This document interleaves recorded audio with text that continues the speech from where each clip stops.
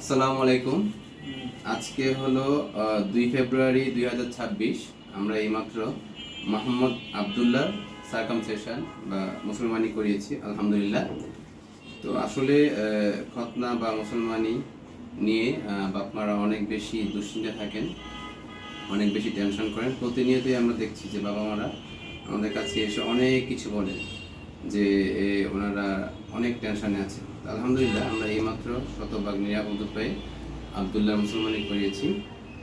তো আসলে আমি বলতে চাই যে মুসলমানি নিয়ে আপনারা অবশ্যই প্রফেশনাল কারো কাছে যাবেন, ডাক্তারদের কাছে যাবেন। এটা বিকতে পারে না, যাওয়া উচিত না। তাহলে আপনার হচ্ছে যে আপনাদের সচেতনতার অভাবে বাচ্চার একটা স্থায়ী ক্ষতি হয়ে যেতে পারে ডাক্তার যেহেতু অন্য কারোর কাছে করালে। হ্যাঁ, আপনার যদি বেশি ভয় থাকে আপনি ডাক্তারকে বলবেন, স্যার আমার ছেলেটাকে আপনি আংশিক অপারেশন দিয়ে করান, আমরা পুরোপুরি অপারেশন করতে চাই না।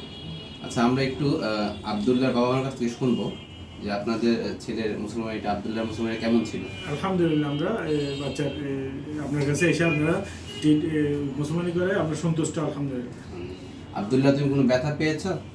না বলো। ব্যথা পেলে বলো, ব্যথা পেয়েছো তুমি? না, ব্যথা পাই নাই, আলহামদুলিল্লাহ ভালো আছি। তুমি এখন ভালো আছো? আলহামদুলিল্লাহ ভালো। আচ্ছা, তুমি বড় হয়ে কি হতে চাও? জানো না? ঠিক আছে, ঠিক আছে। ঠিক আছে, ধন্যবাদ, জাযাকাল্লাহ, আসসালামু আলাইকুম।